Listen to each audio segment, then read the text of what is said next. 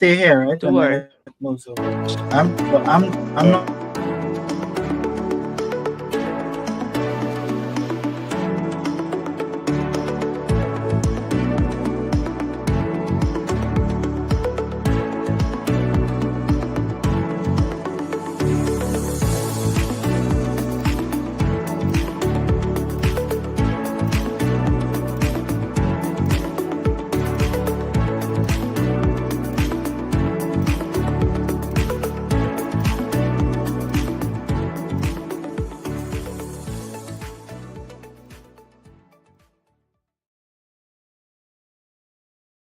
Hello, and welcome to the live series Straight Off the Bat. Join us on Thursdays as we speak to individuals from multiple industries who will help you understand financial literacy and education. If you're joining us from Facebook, thank you so much. Don't forget to like and follow our page to stay updated with content that will help you manage your money. I'm your host, Pauline Joseph, and today we're discussing why you should think before you click, protecting your digital life in Trinidad Tobago. We have two guests today. We're so happy they're joining us. First, Shamir Sandler. He is the co-founder and chairman of SmartTerm Limited, one of the Caribbean's leading and fastest growing EdTech companies. You know, what is EdTech? We're going to have to ask Shamir that later. We're also joined by Bradley Ramcharan. He's the Director of Multinational Corporation and Government Sales at C&W, better known as Cable and Wireless, Flow Business. So we have our guests in today. How are we today? Let's bring them in. Hi, Shamir. We want to just make sure your audio is good. Are you sounding good? You feeling good? Mic check. Yeah? Yeah, feeling good. Yeah. Amazing. And Bradley, how are you feeling being not in Trinidad for Carnival Friday? Well, I'm actually traveling back tonight, so hopefully I. Oh wow! Like a true Trini, I love it. So, it's so interesting.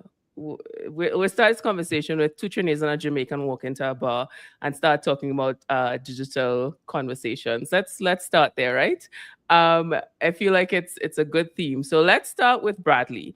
You know, when it comes to the internet, which is a place that a lot of us unfortunately can't live without, you know, why is it important for a telecommunications provider to invest time and resources in communication, community education, especially for young people in this digital space that we're in?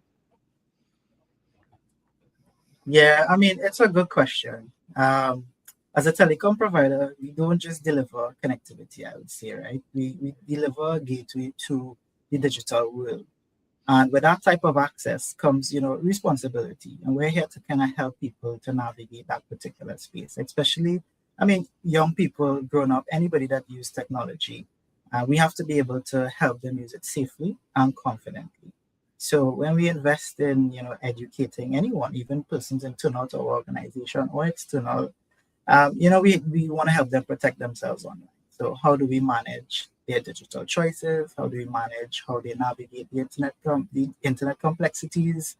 For us, this particular space is not a nice to have to say we should know, we should not know how to navigate. It's an essential part of how we go through our day-to-day. So we want everyone to not only be connected as a provider, but to be empowered, informed, and protected as they explore the digital world.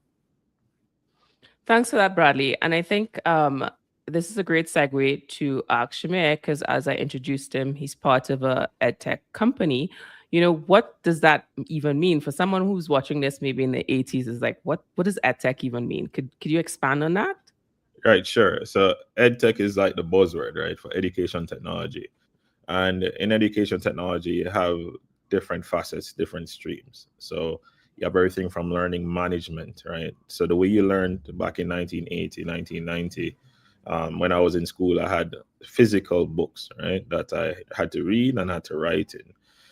Learning today, when you think about the LMS environment, it's all digital, mostly digital. So using like the learning management tools from like SmartTerm, for example, your homework is online, your classwork, your quiz is online, your exams are online. So there's different modalities. So when you think about EdTech, think about the digitizing of education and education infrastructure, the way we record information For example, the filing cabinet versus the online cloud databases, right? The way you deliver information, which is like the learning management environment, the way you manage school data, which is like the school management system, the way even governments, for example, in St. Vincent, the entire government has digitized education. So every school has the data digitized, right? And so when you kind of look at that environment, even the governments have a role to play in digitizing education, a massive role to play. And so they have an education management information system. So across the facets of EdTech, you have different players and different streams, but it's really the digitizing of education. And it's so interesting because, you know, we have a lot of negativity surrounding the internet and all the things that are, you know, not necessarily the most positive things, but there's so many great things coming out of it. So I'd like to ask Bradley, when it comes to Flow and Liberty Business, why is it important to collaborate like with folks like Bankers Association of Trinidad Tobago when it comes to Safer Internet Day? And why is a conversation we need to have not just with people, but like, you know, the younger folks as well? Can you hear me? Yeah, I mean, Safer Internet Day is important. You're hearing me, right? Yeah. Can you hear me? Yeah, locked in. Okay. So I mean, partnering is important, right? Simply because we need to share. I mean, there's so many risks as you navigate the internet, right? You have cyber threats, you have the way you position yourself online, the data that you share online, and partnering with Bankers Association and any association, as you would say, helps us to be able to share what we learn, share what we know, and make sure that persons out there truly understand how to navigate the online platform and the digital world. Yeah. Okay. So when it comes to your question, yeah, we heard you. We got you loud and clear. Got it. Thank you so much for that. So Shamir, within the educational space, you know, what are you seeing? What are the things? What are the trends when it comes to being safe on the internet? What's the biggest challenge are you seeing with users on the internet? All right. Yeah. So on the internet, there's a couple, well, in terms of schools, students, education teachers, there are a couple of different challenges. Let me just give a real life example. I don't know if you remember when COVID, well, everybody remembers COVID. We were all locked inside. But yeah, during COVID, everybody had to go online. So Zoom calls, Google Meets, etc. And you had a lot of Zoom bombing is what it was called. I don't know if you guys remember the whole Zoom bombing situation, right? And persons just hopping onto Zoom calls and joining class with students and, you know, showing, you know, imagery or videos that they shouldn't be showing, that type of thing. You know, when you think about persons hacking teacher profiles, changing grades, you think about persons impersonating students. And the biggest one, cyberbullying, where students were bullying other students, right? In the space that we're in, we look at like 3 different key things when it comes to protecting students and school data in general is, how do we protect our administrators with the power and access from being hacked and data being leaked? That's a big thing because our student information is very, very important. And so that kind of education around navigation is something that SmartTerm takes really, really important. We take a strong stance on that because at the end of the day, if the student information is misused, it could cause a lot of damage. When it comes to the teachers, teaching them, a lot of our teachers and the really, really good ones, and I'm sure you guys remember, the really, really good ones, they're chalk and talk, right? And what that simply means, they're on the whiteboard, they're doing their thing, but they're really good teachers. Their transition online wasn't easy. And so in navigating that, you know, teaching them to set strong passwords, use password managers, just help them to navigate the space and so that they're not taken advantage of, because now they have to enter their grades digitally.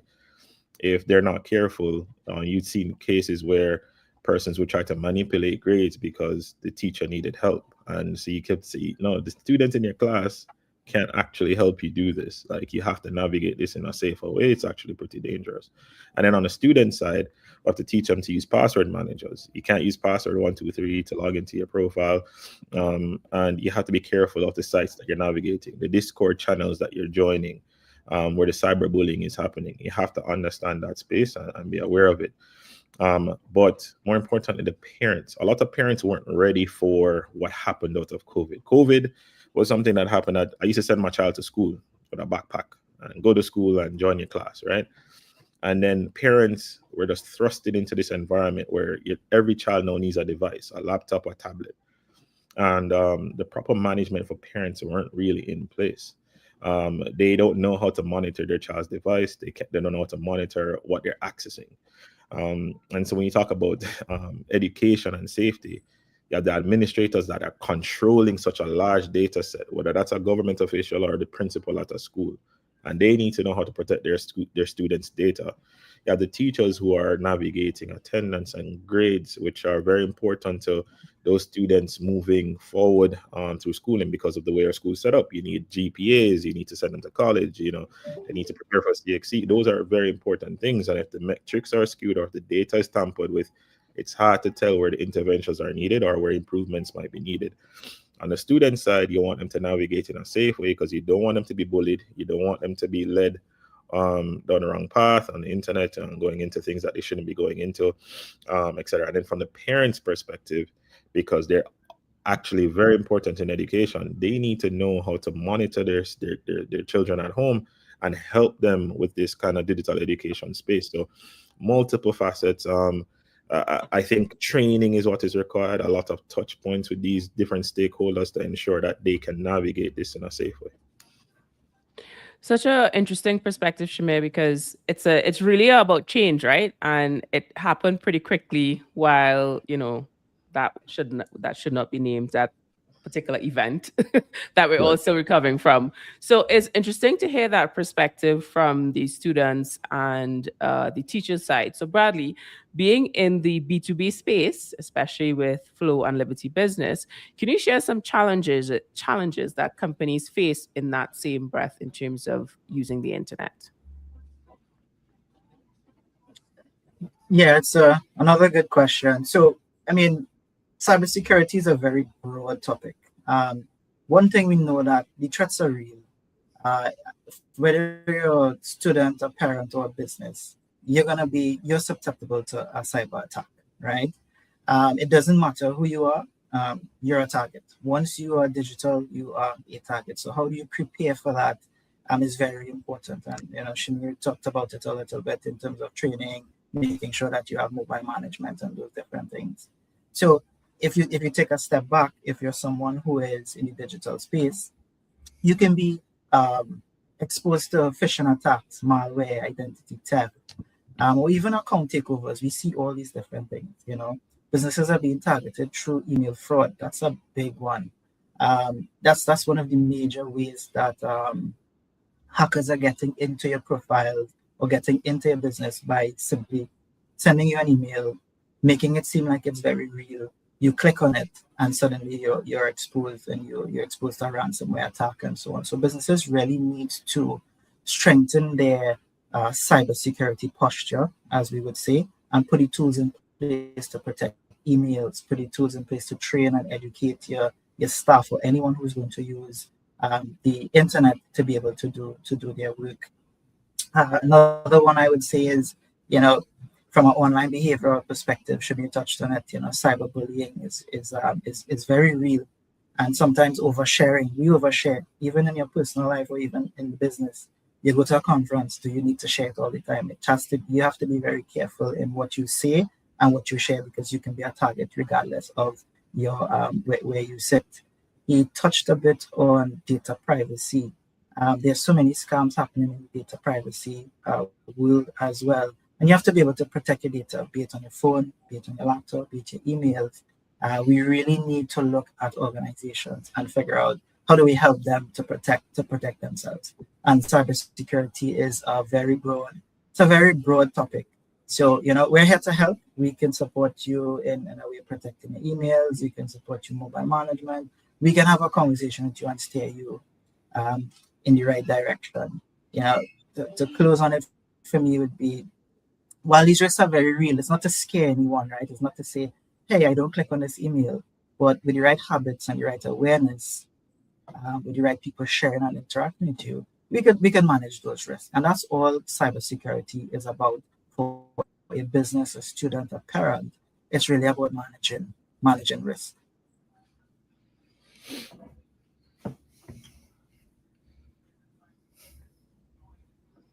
So once again, I am clearly in COVID mode. My mic was on mute. All right. So we're gonna go on a break, but when we come back, I would like our guests to answer the question: what is a digital footprint? We'll be right back.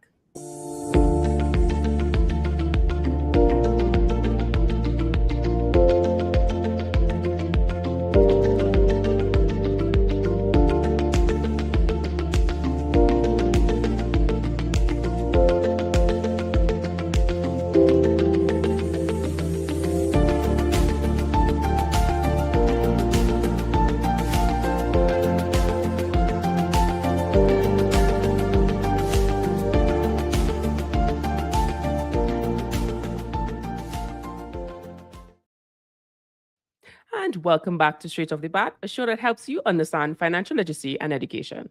Thank you so much for joining us today. And if you're doing so from YouTube, thank you. Don't forget to subscribe to our page to continue seeing content that will help you manage your money. I'm your host, Pauline Joseph, and today we're covering the topic: you need to think before you click, and protecting your digital life in Trinidad and Tobago. Our guests today are Shamir from SmartTerm and Bradley from C&W, better known as Cable and Wireless, Flow Business. So just before the break, we were talking about all this risk, that is involved with the internet and clicking emails and managing this life that we've been shifted to when it comes to education online. So the word footprint is easy to understand, especially if you walk on the beaches and the sands of the Caribbean. But when it comes to a digital footprint, who wants to take a stab at it and first answer what that is?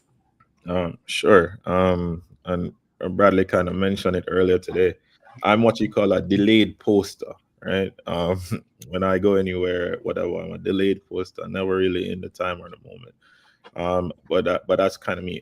What a digital footprint is that anything you put on the internet, whether it's a tweet, a post on Instagram, TikTok, etc., you might genuinely think that are you even posting a blog on your website or on a website, or commenting on, say, a Reddit post. Anything that you do, it creates some type of footprint, right? And I'll talk about the public visible ones, and then I'll talk about the hidden ones, right? And so in the public ones is like things that are intentional, like you intentionally wanted to put something out on the internet. The minute it gets there, it's on the cloud, right? And so it's somewhere on somebody's server. It never goes away. And in most cases, they might tell you that they're deleting it, but it's not actually deleted. I think Snapchat got in trouble for this, where persons thought that when I deleted my Snapchat post, it was actually gone. But no, it was in some server dormant somewhere, right? Even though not accessible to the public, it's still out there. And so it's never really fully gone.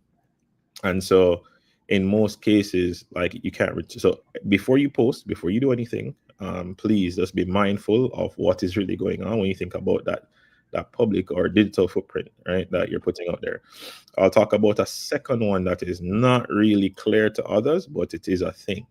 On your Android, on your iPhones, when even though you're not posting it on Instagram, even though you're not posting it on any social media platforms, it's on your phone, and that phone is synced to a cloud.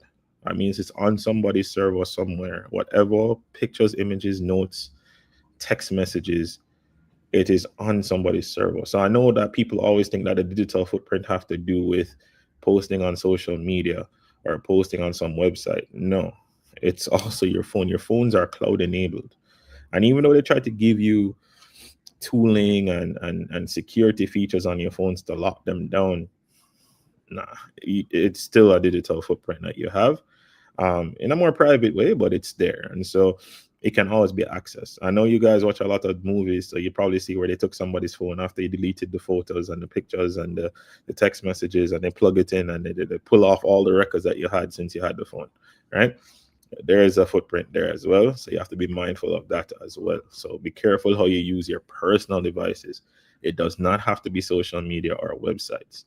The next thing we don't talk about a lot, and this was our biggest worry during the COVID period, is that some of the tooling that was being used for classroom delivery, right, actually was tracking everything that you're doing. You don't have to be intentional by posting or whatever. It's just by navigating the internet, by you clicking on ads, clicking on products you want to buy, even the tooling that students and parents are using for learning. All of those actions, those clicks, you could have just been doing your homework. It's tracking you. It's watching the sources, it's looking at your cookies and the things that you're interacting with.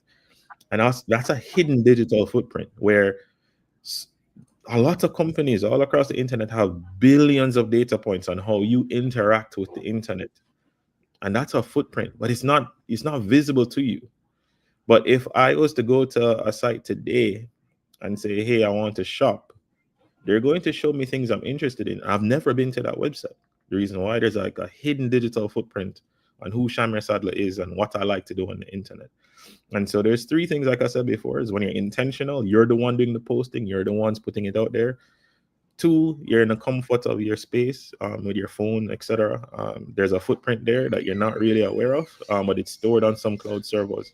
And then three is the hidden ones, all the clicks, all the actions. Those things are digital footprints as well, and billions of data points on how you interact with the internet.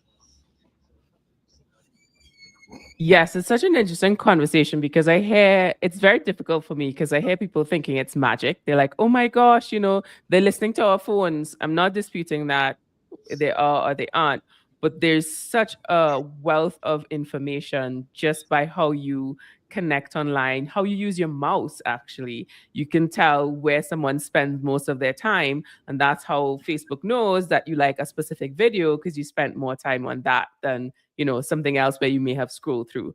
So in the same vein and the conversation, Bradley, I would like you to discuss the conversation around posting, social media, and how this affects businesses, because there's this very precarious position to be in, because you have employees, right? And employees still are human, and they do post things. At the same time, it's like, is it that they're representation of the company? But in addition to that, someone looking for a job, we may have posted something in jest, and then you want to know why you didn't get that job. So we're going to put you on the spot, Bradley. Give us some insight.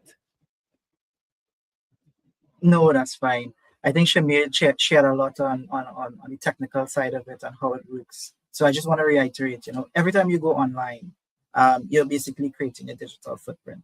Even if your phone is offline, so you travel and you're not roaming, as soon as your device connects, you start sharing, right? Once you're using any tool that connects to the internet, every post, every like, every comment, every message, even your searches, as you say, why is my phone or my application suggesting things for me? And sure enough, for businesses, it's really around employees as well, right? What they do. And sometimes we have this mindset that things disappear on the internet. Just because you don't see it, it disappears. And it doesn't, right? Even deleted process messages, it can be saved, it can be screenshot. You're having a bad day in the office, you say something about your manager, and then you realize, oops, maybe I made a bad decision and I shouldn't say that, because I was so emotional in the moment, and you take that down. But guess what? Person A screenshots it and sends it out. You can't take those things back. So from a business perspective, we have to be, we really have to educate our workforce, our resources on the impact of going digital and actually sharing online and so on.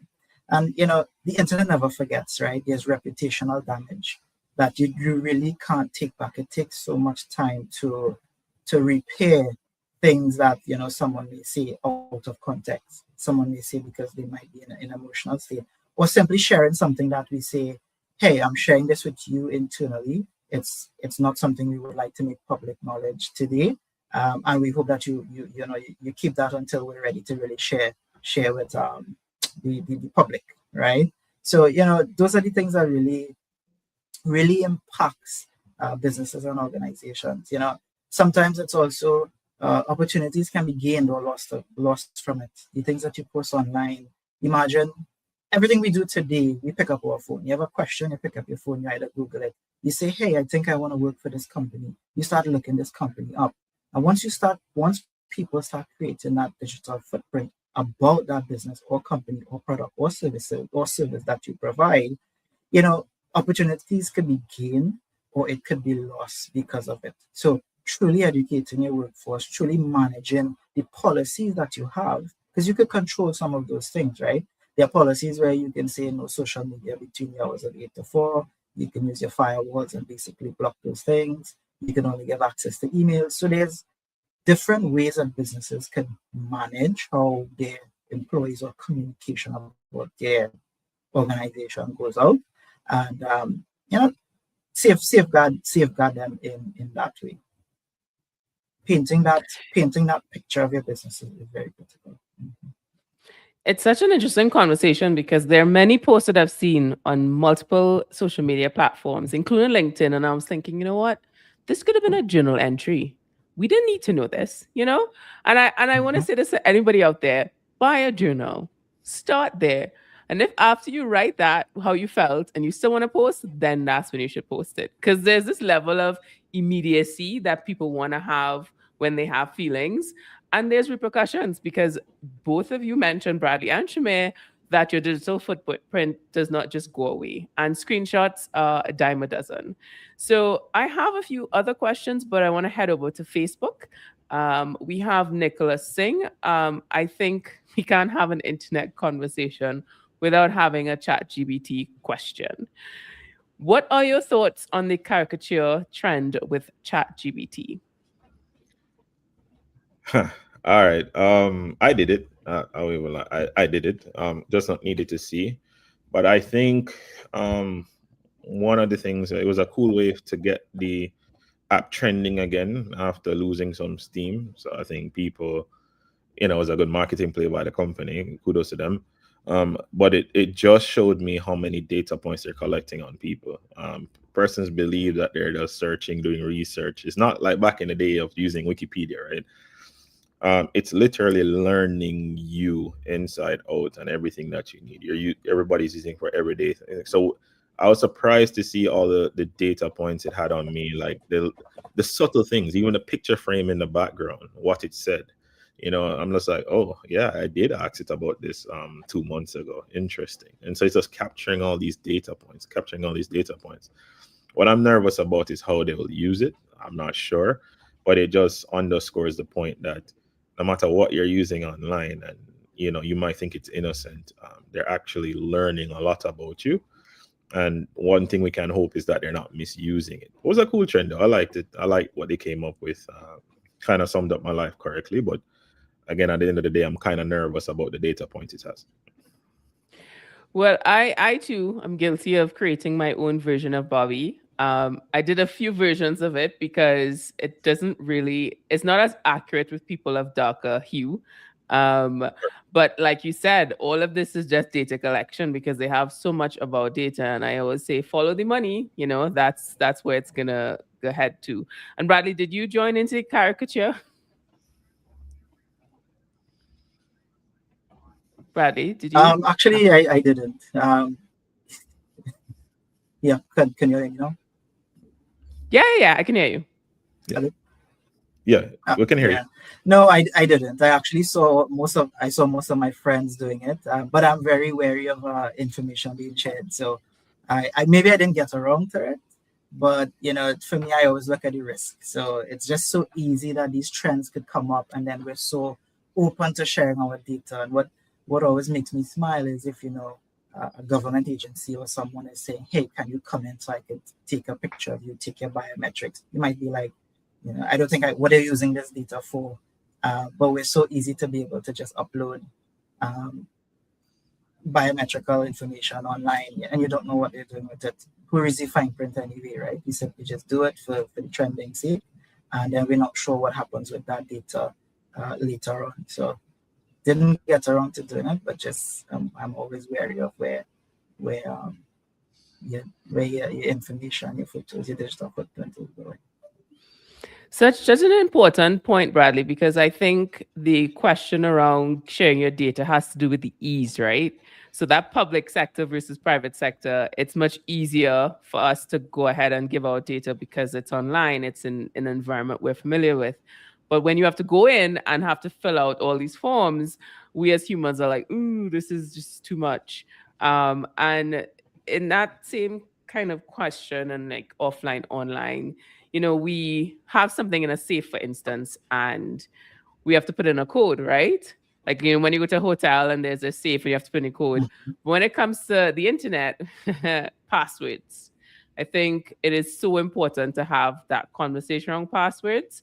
And I want you guys to think about that because we're going to go on a break. But when we come back, we want to talk about the challenges that we folks have with creating passwords.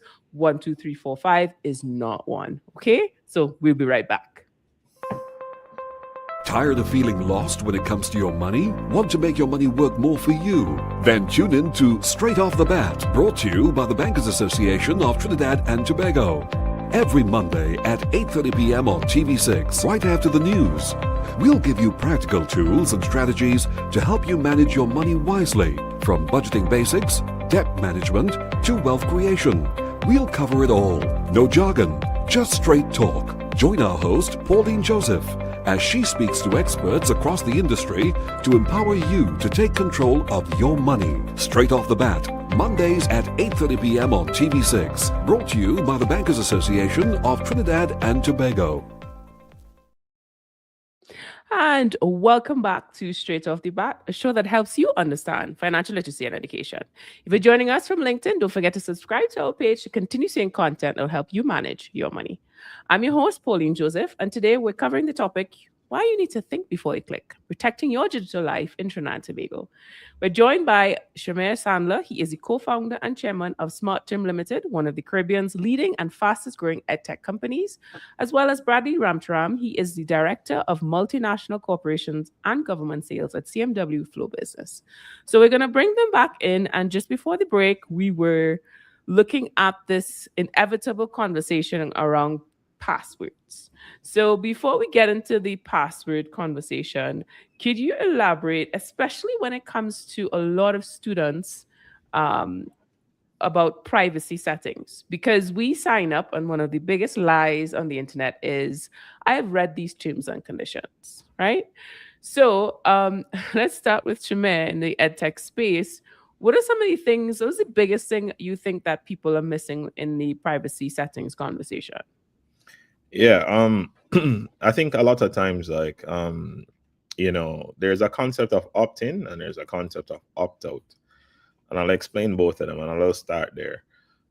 In most cases, the companies that want to collect your data, right? Because data is king on the internet, right?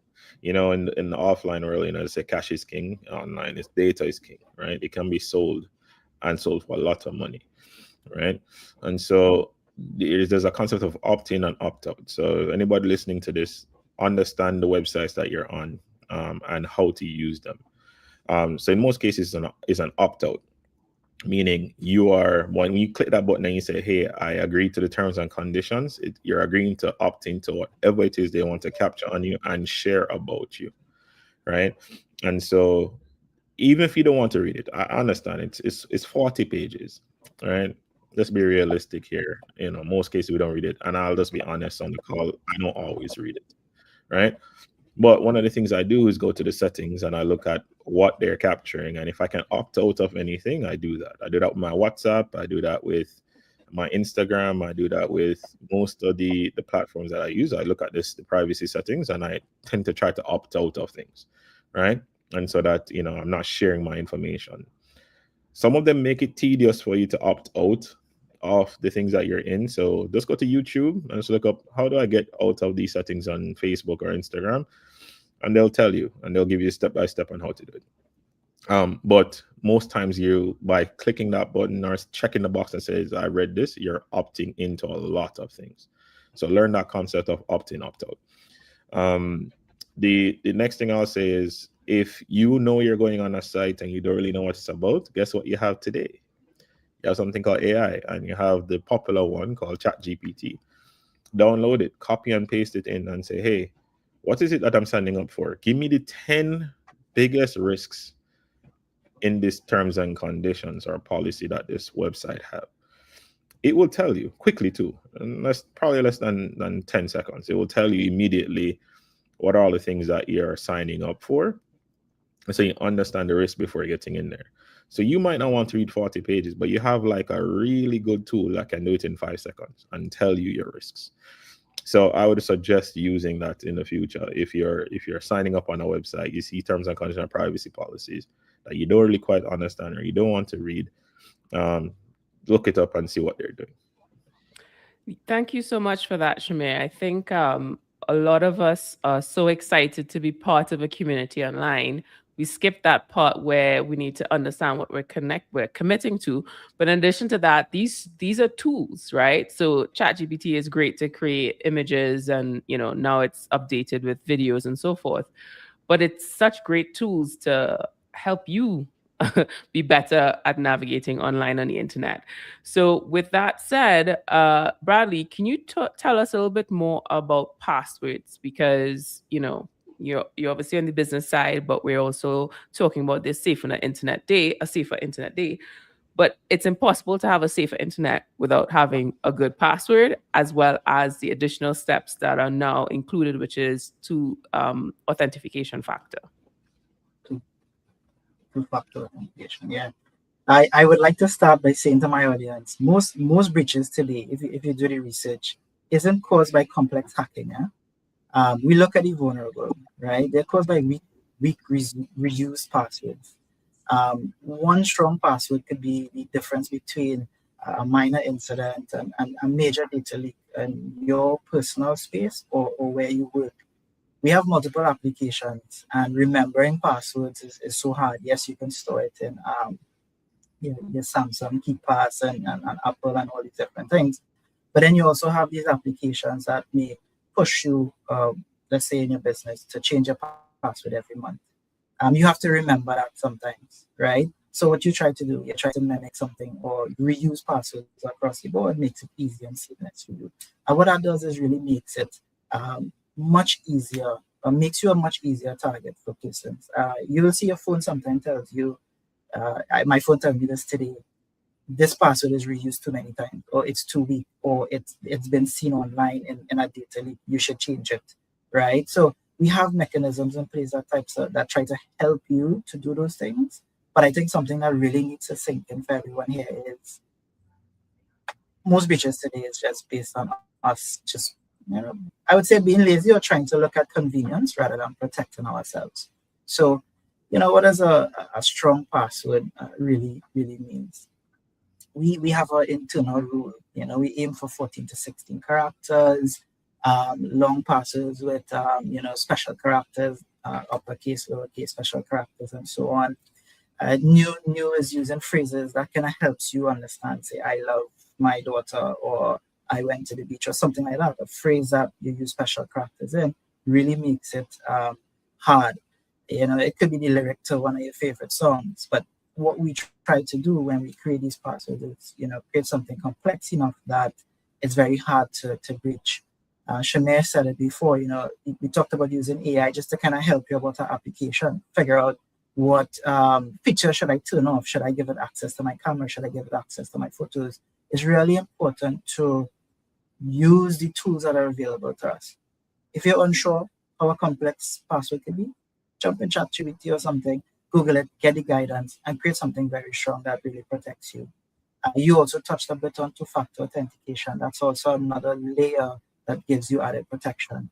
All right, so if you're resetting your password, it doesn't go to the phone or the email address that's on your phone. It can go to someone else. So if someone is, if you're in a situation where someone holds you up, they're trying to get access to your phone, the reset password doesn't go to an email address that is on that device, or the text message doesn't go to that particular device. And all those things are really set up to help you. So, a good rule of thumb, 14 to 16 characters, use special characters, avoid predictable patterns, as you mentioned, 1, 2, 3, 4, 5, or password 1, 2, 3. I had that at one point in time.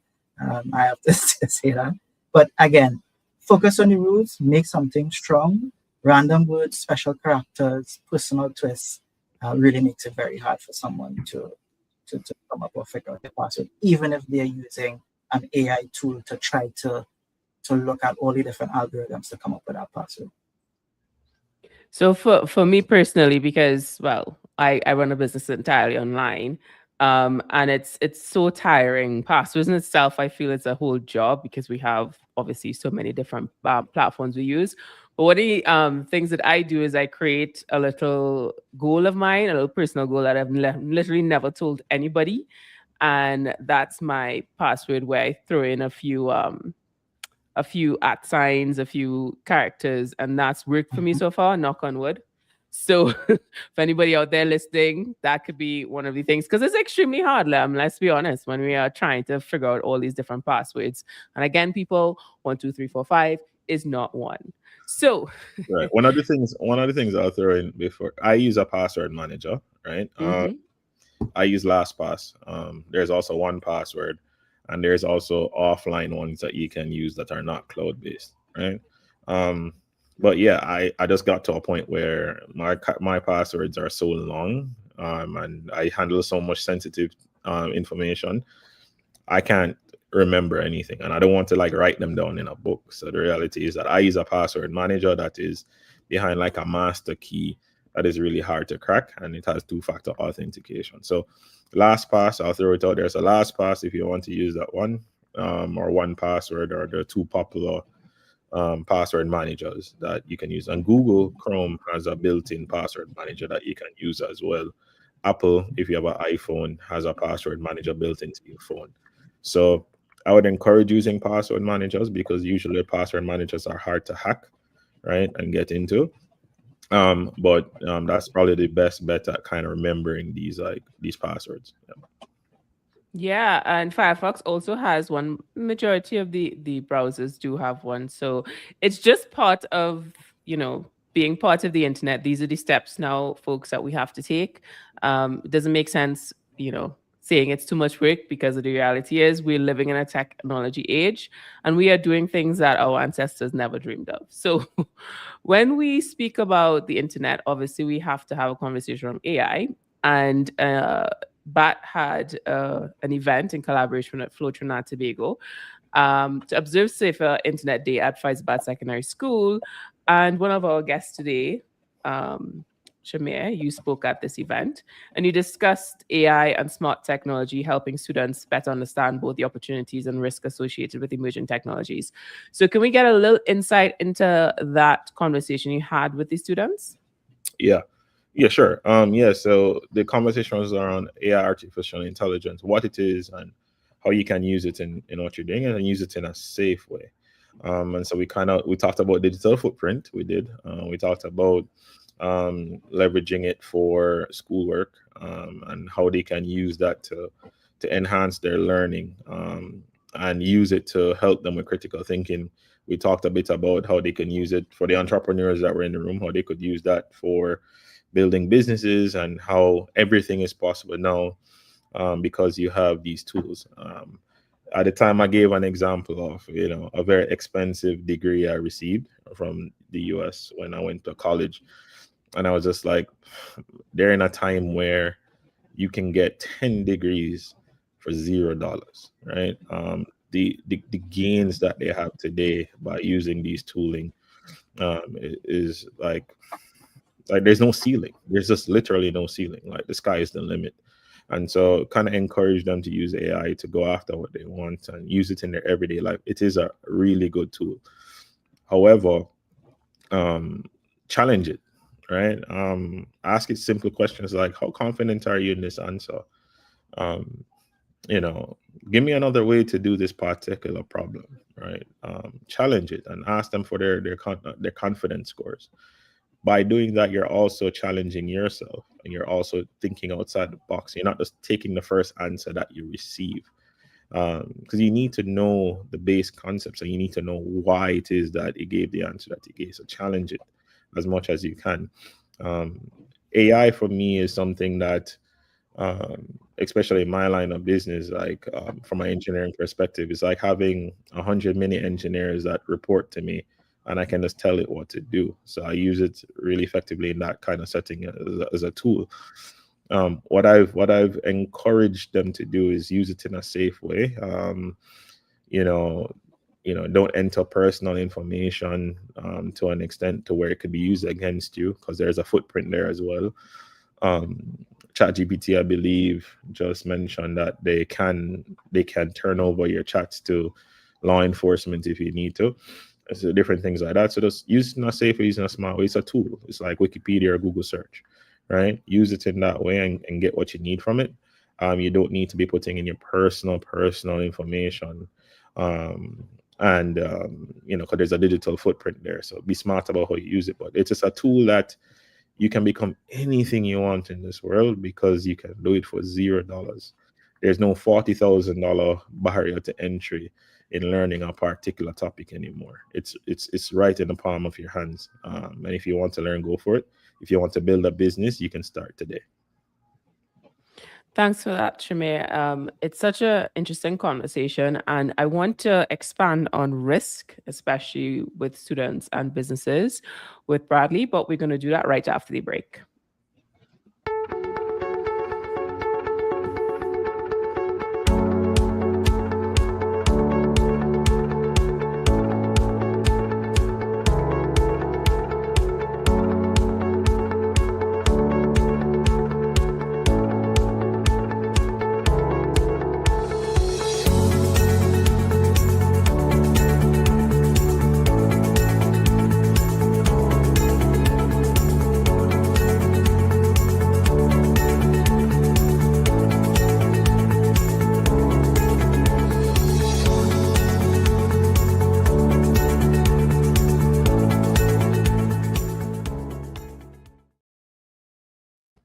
And welcome back to Straight Off the Bat, a show that helps you understand financial literacy and education.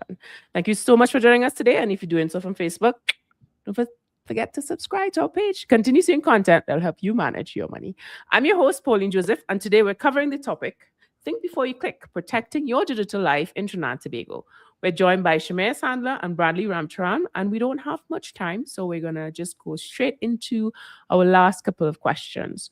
So just before the break, we were talking about, utilizing AI, especially when it comes to students and using these things as a tool.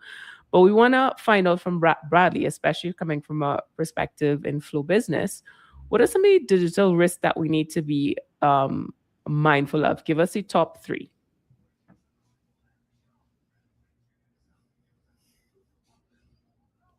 Oh, you're on mute there, Bradley. You're on mute. Yeah, sorry. There we go. Mm-hmm. Yeah. So for me, we've talked about it a lot. Cyber threats, right? That is the biggest risk that I see in a lot of cases. You have phishing attempts, you have malware attempts, you have identity theft. Those are all the different things that we see from a business perspective that is very prominent in terms of risk as it relates to digital, right? From it, when you look at phishing, you have malware that's going to install on your device when you click something. So really, cyber threats for me, it's a very big part of managing that risk in your organization. And there's so many different things that businesses could do, right, to manage that risk. You have staff training. We talked about it before. Awareness matters. If you don't train your staff, how can they truly be able to make the right decisions when they see certain things? Imagine you get an email, you say, hey, I'm emailing you from HR. I need you to send your information across because we're doing salary reviews or something. So you get really excited because you think you're getting an increase in salary. And then suddenly you reply with all your personal data. And then you wonder why, something happens. And sometimes you're not even sure that breach or attack really came from that email that you respond. So, you really need to train your staff regularly. What we sometimes do is quarterly, monthly sessions where we do email blasts out to the organization and we really rate our risk factor to see how many persons actually reported it, how many persons did not click. And these are mandatory things. I think that helps with your posture as well. Creating strong passives, as you mentioned before, updating your security, your software and security tools. Outdated tools makes it really easy for hackers to get in and makes you easy targets as well. Using secure connections. We talked about policy making earlier on, having a written policy explaining the reasons why. So it's truly around educating your space, right? safety isn't about limiting your freedom, as you mentioned, as I touched on before. It's really about making these smart choices, and how do we go about doing that really matters in the workspace. All right. So I want to talk about myths. So when we are online and we spend so much time, I look around now and it's quite amazing. We're all like in our phones. Maybe, I don't know, we'll evolve as a species with our heads turning down. But what's one of the biggest myths that you can basically squash in terms of what people think out there? So Shamir, you want to start? Myths. Boy. Most of the times, if it's trending, it's true. I'm joking. That's a big one. You want to think about it and have Bradley come on? And Bradley, you have one there? You're on mute there, Bradley. Sorry, I'm gonna weigh in here, just because of time, and I have to leave at the top of the hour. Two really big ones comes to mind to me. I know you asked for one, but then I give you two. One on the student side, just because Shamir shared that he spoke to students on AI and so on, and even for us, everyone online isn't who they say they are, right? We can pose online behind our laptops and be anything we want to be. Fake identity is very common. So a myth is everyone online isn't who they say they are. But the other one that for me, and I'm just going to touch on the very beginning of the conversation we had, is if I delete it, it's gone. It's a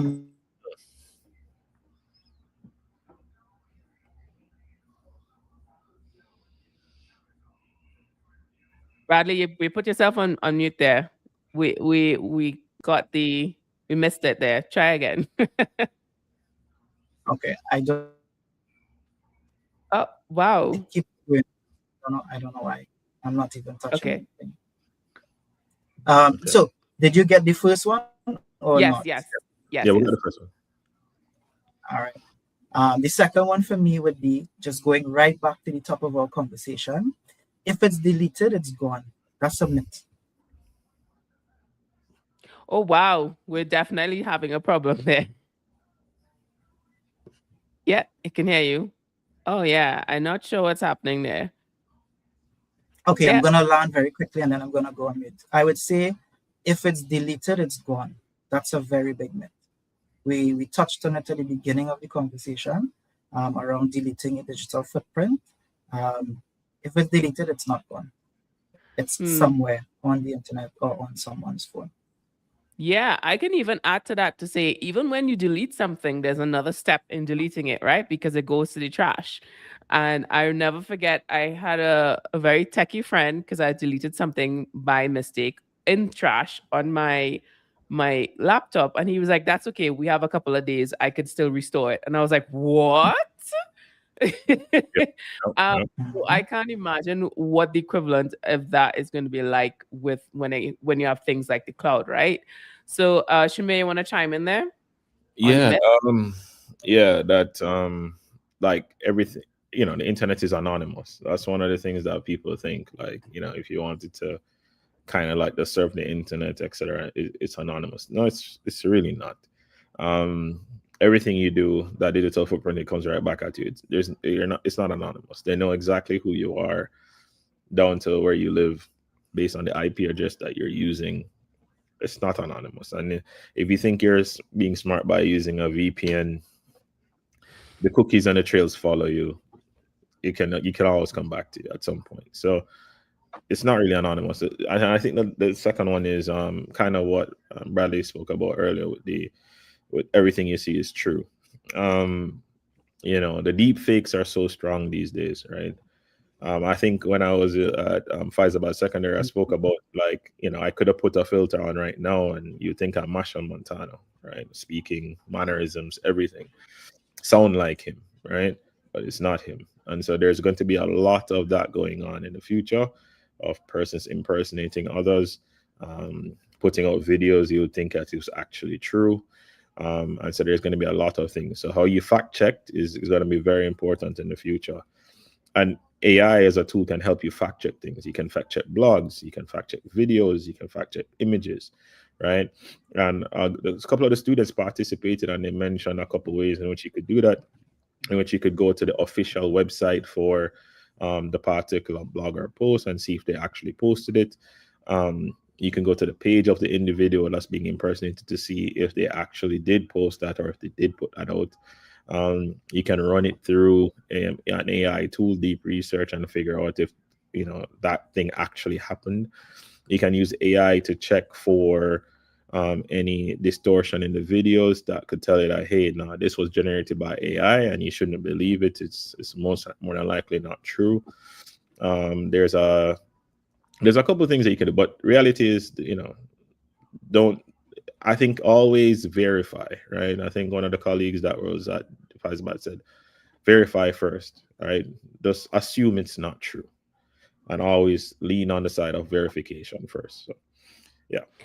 I'd also like to add to that because when it comes to deepfake and feeling threatened and cyberbullied, there's a lot of emails out there that has jobs like, oh, we have this job position for you, and people fall for it obviously because they are looking for a job. One of the things that I've found that works is Reddit's actually amazing crowdsourcing that information, because if you copy and paste the exact email that was sent to you, they will say, I got this email, and you'll see this thread of conversations verifying that it's in fact not real, because it's getting so good now. Like I saw one that had Microsoft logo, and like the R and the O wasn't in the right place, but your mind sees Microsoft.